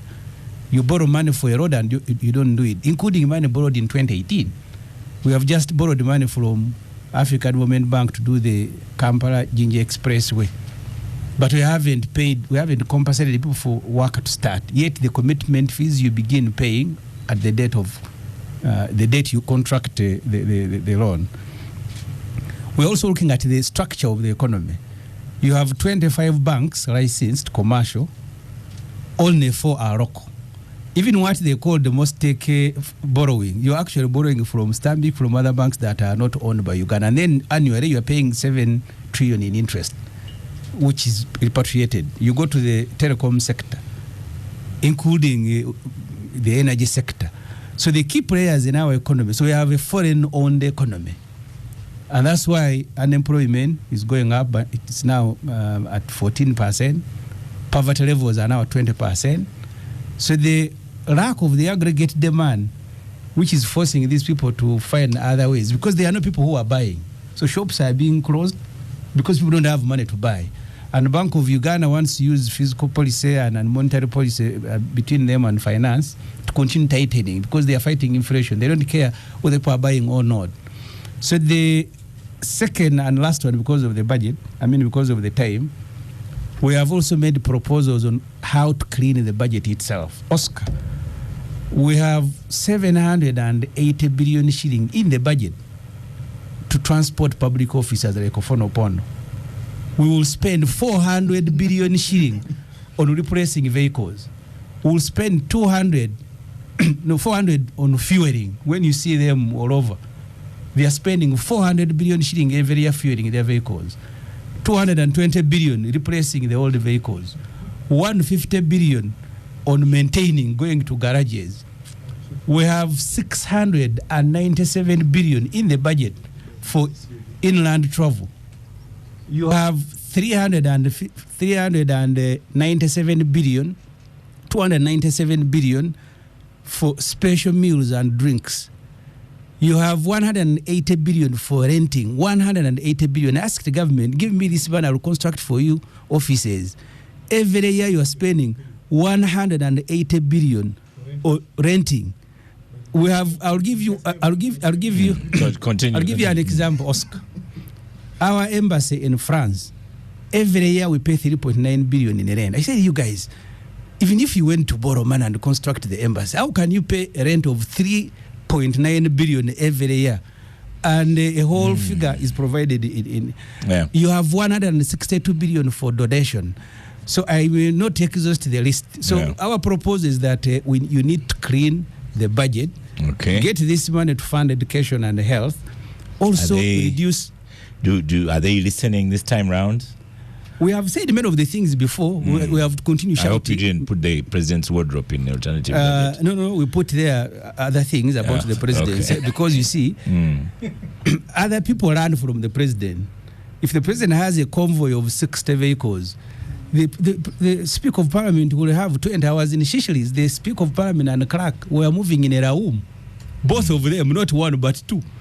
But ours has about 12 vehicles because the president has 67, including his children. So the bad manners of your president are going to be run by his ministers. Museveni came here, he had a convoy of 6 vehicles. His ministers were even buying their own vehicles. So why should Musinguzi collect taxes and we are spending all these taxes on ourselves? Okay. So that's the gist of our proposal. Benjamin Katana, do you have something quick to add on? Thank you very much, Oscar. The minister has spoken about the specifics. Yeah, but basically the starting point is that running of state affairs, running the state is largely about planning, prioritization, allocation of the resources that the country has got. And earlier on we are talking about collection of taxes. So, the proposals speak to the general agenda of prioritizing service delivery, ensuring that the environment for doing business, you fix roads, fix cost of borrowing money, and things of that nature. So that and this was the thought process for your budget? Yes. Okay. So that the business environment facilitates growth of business and ultimately increase in collection of revenue that does not, inflict a lot of damage on the businesses, because the businesses are many, are bigger and able to pay these taxes. The other aspects he has spoken about them, running a lean government, so that the resources that should go into financing of these luxuries of office bearers. Luxuries. Yes. Thank you. Focus. Abdu, this time round, will they listen? Because Ofono Pondo is looking at you keenly, not taking even any note. No, I think there is a big problem now, because I see some sort of thinking in Ministry of Finance. They think they run this budget themselves. That's why, as we talk now, I don't know whether my brother Ibrahim has read the agenda, the communication that came on the 4th, literally unilaterally cutting the budget without recourse to other stakeholders. Say, you people, we are faced with this sort of crisis. What we're having today, and Uganda should brace themselves for harder times, is one, the resource envelope is now thinner than it was. That reality should dawn on us. Therefore, we can only improve by cutting down the public expenditure, drastically. And then where I don't agree is like the little resources we have, we should invest it in where we can make a little bit of more money. For example, tourism. money can come even in the short run. So we need to invest in areas like that. Yes, we might need to invest in health, but to get money for health or even infrastructure, roads, you need income. So you need to invest the little resources in areas where you'll be making more money than consumptive areas. Okay. We need to think about that. Thank you. Honorable Ponda, are you listening? Personally, I'm listening. I'm not so sure that the NRM party, government and leaders that I speak for are listening seriously. Because the president has severally said we need to be frugal, we need to prioritize. But when you see the actions of government, and of course, as we say, the buck stops with him, he's the boss. When you see the behavior in the executive, the behavior now in parliament, it doesn't seem that people are listening. How come that people have impunity even to say we want to respond to public criticism? This is the leadership in parliament, led by NRM. If the Speaker of Parliament, who is NRM, can say, don't bother me with that nonsense, and it is on the hands of the Parliament, sure, then NRM is not listening. If you look at the kind of Ssemujju is complaining about 750 billion for accommodation for government offices, 180 billion. But you have guts as Parliament to give 1.7 billion to 4 commissioners of Parliament. The Auditor General of Government, who is an officer of Parliament, has good terms and conditions and retirement package. Just this week, when the Secretary of the Treasury has issued a tease circular, the one my brother is talking about, Abudo, the corrigenda, cutting budget, and you are awarding 500 million. But it came from finance.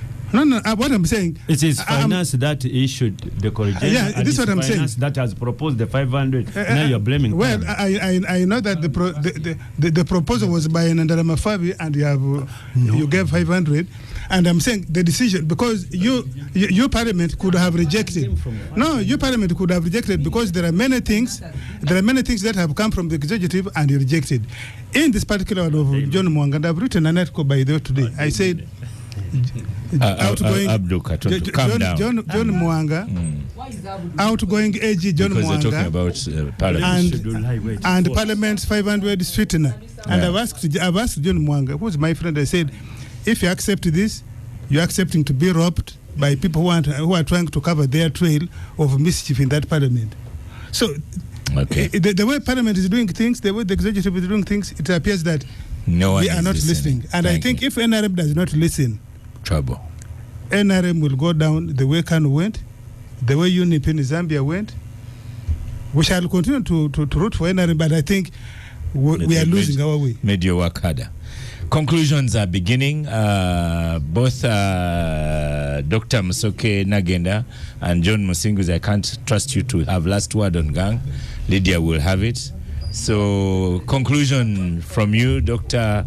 Musoke Nagenda. There's a comment from a Roth Sami 52 on Twitter, and the comment says that let you Chikubu people pay your taxes. We informal jobs painfully pay, and that 30% is brutal, and we have nothing to do.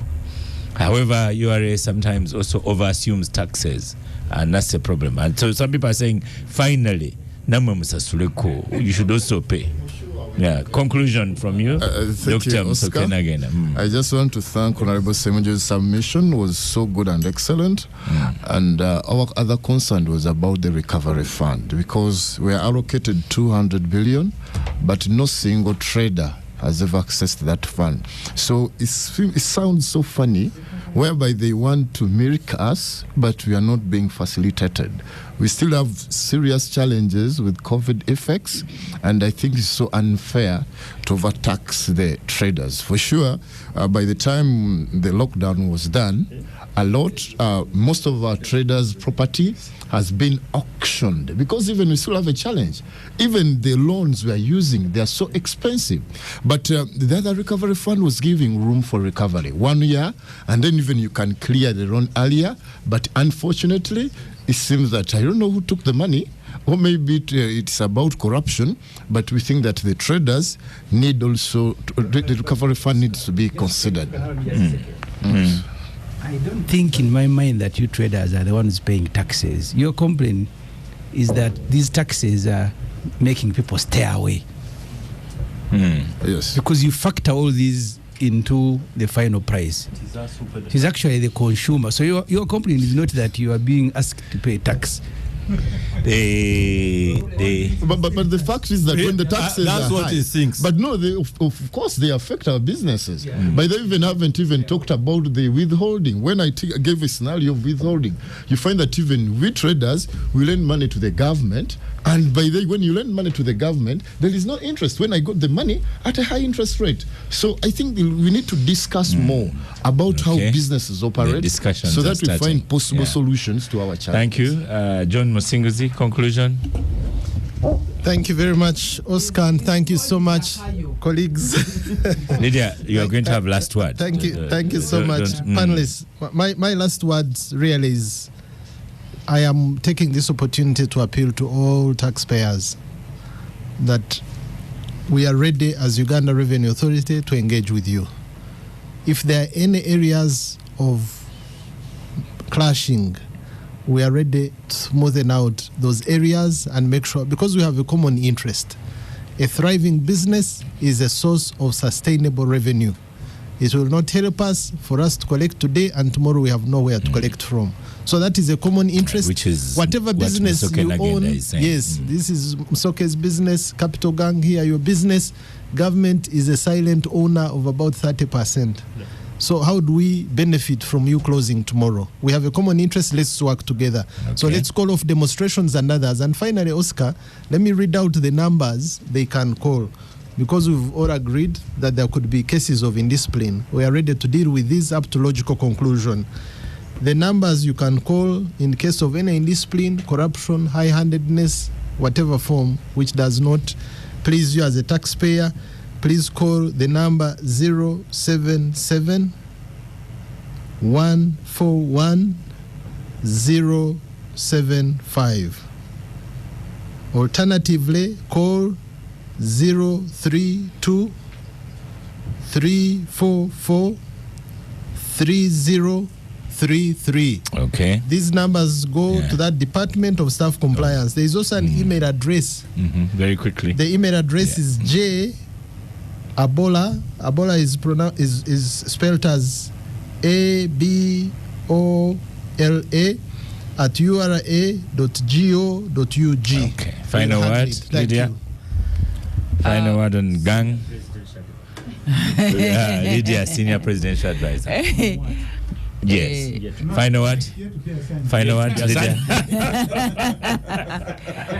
Final word, Lydia. I would like to thank Dr. Musoke for having come to express the views of the Mwanawansi, Mutuawansi, and maybe the community, the real community in the business community in Uganda. They're the most important sector of our country. They represent the majority of the Ugandans who are hustling for survival, but also to contribute to the trading community. So thank you. And also to John Musinguzi. John Musinguzi is called Zakayo in many of the forums.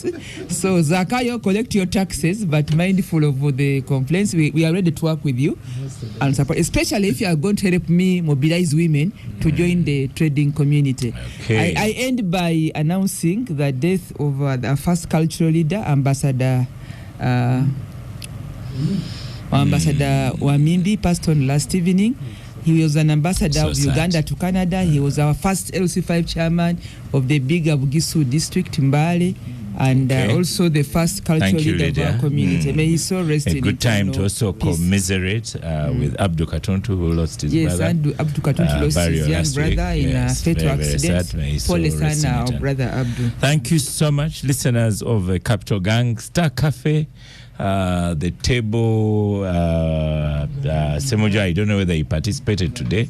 No, he's still fasting. Thank you, gangsters of the day, Mr. Benjamin Katana, Honorable Ssemujju, Honorable Katuntu, Honorable Wanyoto, Mr. Fonopondo, Dr. Musoke Nagenda, and the Commissioner General of URA, Mr. John Musinguzi. Thank you so much for appearing on Gang. I am Oscar Semwe Msoke, and I shall see you next week.